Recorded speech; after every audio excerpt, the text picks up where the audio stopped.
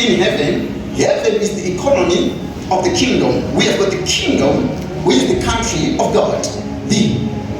The economy of this kingdom is called heaven, which is a locality or geographical location. So Jesus Christ is teaching them and saying, after you develop a relationship with God and say, our Father is a relationship, now locate your God. He's found in a geographical place called heaven. He's not found on earth, but there's a geography where you can find God. If a prophetic or an apostolic person, there's always a geography that determines the ministry, your calling, and your gifting.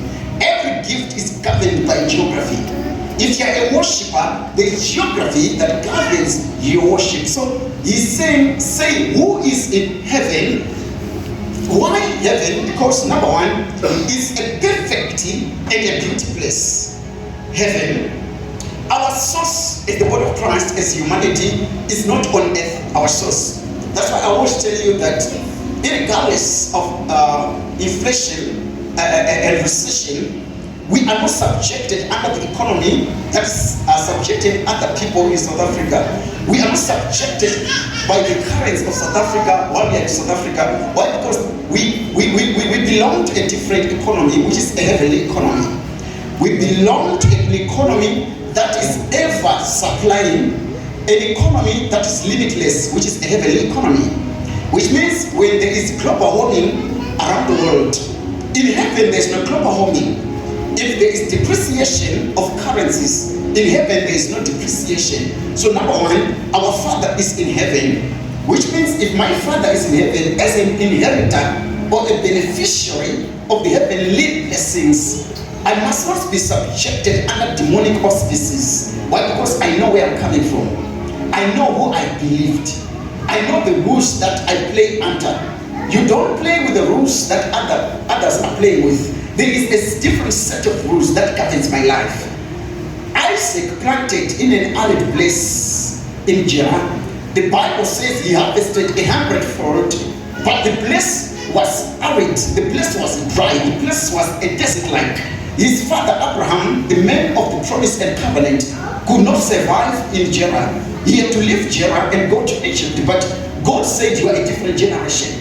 I'm going to start with you and show you that there is another economy and there is another world where you can have things without even really working so hard.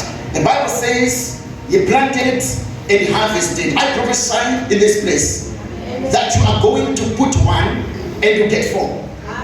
You put 2 and you get 10. In this season, you are going to put 3 and you get 30.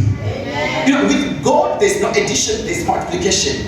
That's why the Bible, when God is speaking to Adam, he says that I have programmed in you, in your system, the ability and the tenacity to subdue, to conquer, to replenish, and to multiply.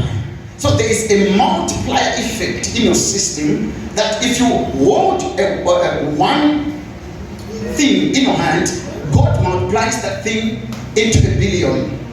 The world is your oyster, it's in your hand. That's why the book of Ecclesiastes says that God has placed eternity in the hearts of men, you and me, but man perceives it not. Which means the world that we want, I know for a lot of people that are believing God for going to Maldives, going to America, going to Canada, going to different countries. But God is saying in the book of Ecclesiastes that the world that you are praying for, going to the mountain for, it's in your hand. It's like an oyster. You can do whatever you want with it. Why? Because your Father is in heaven. I don't know if I'm talking to somebody in this place. Yeah. So which means the supply that is coming from heaven is a limitless supply. When power is coming to your life, it's a limitless power. When finances are coming to your life, there are limitless finances. Then he said, number 4, that say, holy is your name. Come on, somebody shout, holy is your name. Holy is your name. I don't tell you, shout like you mean it. Holy is your name. Let the devil hear you. Holy is your name. So when he said, holy is your name, holy means pure. It means perfect. It means different. It means distinctive. So Jesus Christ is saying now This guy that I'm introducing you to, who is your father, number one, he's pure. Number two, he's perfect. Number three,